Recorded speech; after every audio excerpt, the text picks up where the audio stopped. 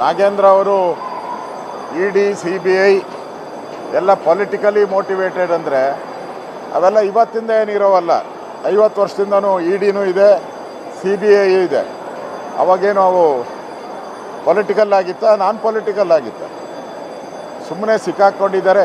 ಆಪಾದನೆ ಮಾಡೋ ಅಂಥದ್ದು ಕಳಂಕಿತ ಒಬ್ಬ ಸಚಿವನಿಗೆ ಗೌರವ ತರೋದಲ್ಲ.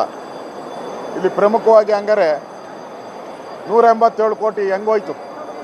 ಅವರದೇ ಇಲಾಖೆಯಲ್ಲಿ 187 ಕೋಟಿ ಹೋಗಿದ್ದಕ್ಕೆ ನಾಗೇಂದ್ರನ ಅಕೌಂಟ್ಗೆ 1.2 crores ಬಂದಿದೆಯಲ್ಲ, ಡೈರೆಕ್ಟಾಗಿ ಅವ್ರ ಅಕೌಂಟ್ಗೆ ಹೋಗಿದೆ, ಅವ್ರ ಸಂಬಂಧಿಗಳ ಅಕೌಂಟ್ಗೆ ಹೋಗಿದೆ. ಆ ಸಂಬಂಧಿನೂ ಒಪ್ಕೊಂಡಿದ್ದಾರೆ, ನಾಗೇಂದ್ರನೇ ಕೊಟ್ಟಿರೋದು ಅಂತ CBI ಚಾರ್ಜ್ ಶೀಟಲ್ಲಿ ಅವರೇ ಒಪ್ಕೊಂಡಿದ್ದಾರೆ, ಸ್ಟೇಟ್ಮೆಂಟೇ ಮಾಡಿದ್ದಾರೆ. ಮತ್ತು ಈ ಹಣ 600 ಅಕೌಂಟ್ಗೆ ಡಿವೈಡ್ ಆಗಿದೆ.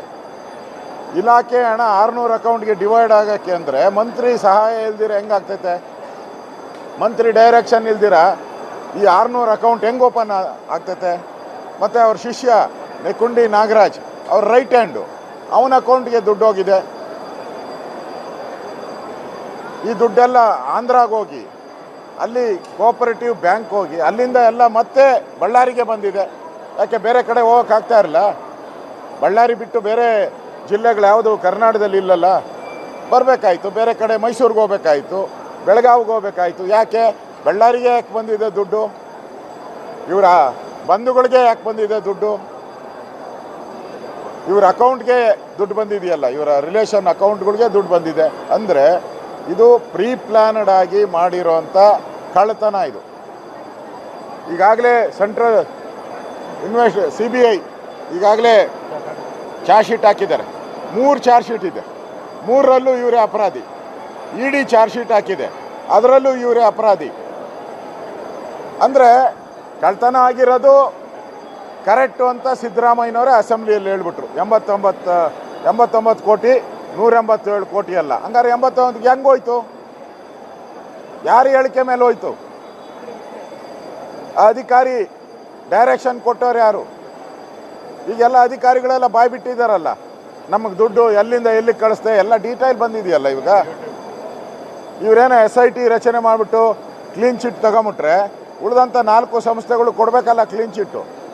ಹಿಂದೆ ಈಶ್ವರಪ್ಪನ ಘಟನೆ ಆದಾಗ ಅವ್ರಿಗೂ ರಚನೆ ಮಾಡಿದ್ರಿ, ಅವ್ರಿಗೂ COD ತನಿಖೆ ಆಗಿತ್ತು, ಕ್ಲೀನ್ ಚಿಟ್ ಬಂತು. ನಾವು ಅದನ್ನು ಕಂಪ್ಲೀಟ್ ಕೋರ್ಟಲ್ಲಿ ಆಚೆ ಬರೋವರೆಗೂ ನಾವು ಅವ್ರನ್ನ ತಗೊಳಲ್ಲ ಅಂತ ಹೇಳಿದ್ರಿ, ನಾವು ತಗೊಂಡಿಲ್ಲ. ಇವಾಗೂ ಅಷ್ಟೇ, ಅವರು ಅಲ್ಲಿಂದ ತಗೊಂಬರಲಿ ಕೋರ್ಟಿಂದ, CBIಯಿಂದ ಅಲ್ಲ. CBIಯಿಂದ ಬೇಡ, ನಾವು ಕೋರ್ಟಲ್ಲಿ ನಡೀತಾ ಇದೆಯಲ್ಲ, ಜನಪ್ರತಿನಿಧಿ ನ್ಯಾಯಾಲಯದಲ್ಲಿ ನಡೀತಾ ಇದೆ. ಜನಪ್ರತಿನಿಧಿ ನ್ಯಾಯಾಲಯದಲ್ಲಿ ಕ್ಲೀನ್ ಚಿಟ್ ತಗೊಂಬಂದು ಸೇರ್ಕೊಳ್ಳಿ, ನಮಗೇನು CBIನಲ್ಲೂ ತರೋದು ಬೇಡ, ಇಡಿನೂ ತರೋದು ಬೇಡ. ಇಲ್ಲಿ ಸರ್ಕಾರಿ ಇದು ಡಿಫ್ರೆಂಟು, ಬೇರೆ ಅಲಿಗೇಷನ್ಗೂ ಬೇರೆ ಅಕ್ರಮಕ್ಕೂ ಇದು ಡಿಫ್ರೆಂಟು. ಡೈರೆಕ್ಟಾಗಿ ಟ್ರೆಜರಿಗೆ ಕೈ ಹಾಕಿ ಕನ್ನ ಹಾಕಿ ಬೀಗ ಹೊಡೆದು ತೊಗೊಂಡೋಗಿರೋವಂಥ ಕೇಸ್ ಇದು. ಅದಕ್ಕೆ ನಾವು ಬಿಡ್ತಾ ಇಲ್ಲ.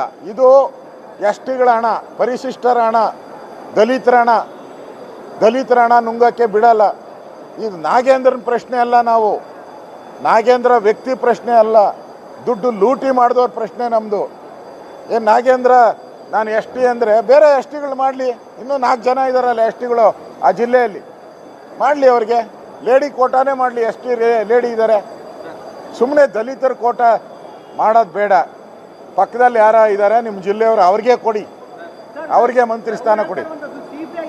ತನಿಖೆನೇ ಮಾಡಲಿಲ್ಲ.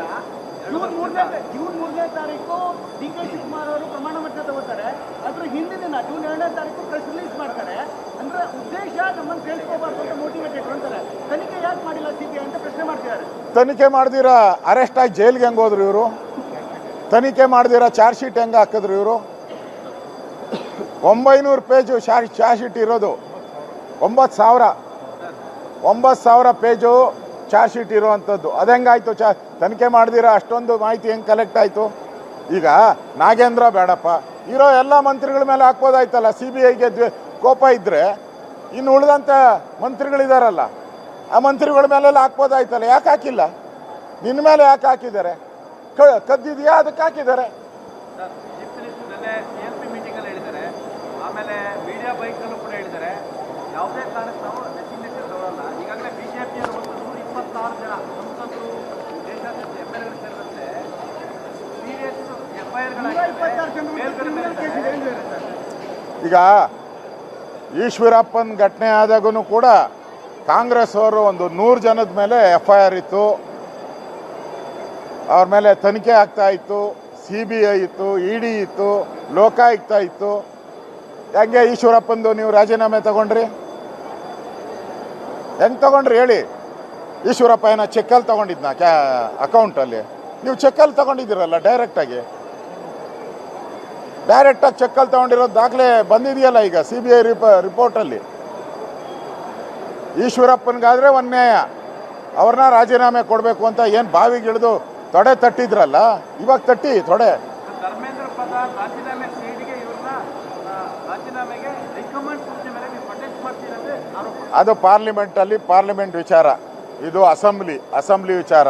ನಾವು ಈ ನಾವೇ ಹೋರಾಟ ಮಾಡಿ ಅವ್ರನ್ನ ರಾಜೀನಾಮೆ ಕೊಡಿಸಿರೋದೇ ನಾವು, ಹಿಂದೆನೂ ಕೂಡ, ಇವಾಗೂ ರಾಜೀನಾಮೆ ಕೊಡಿಸೋದು ನಾವೇ.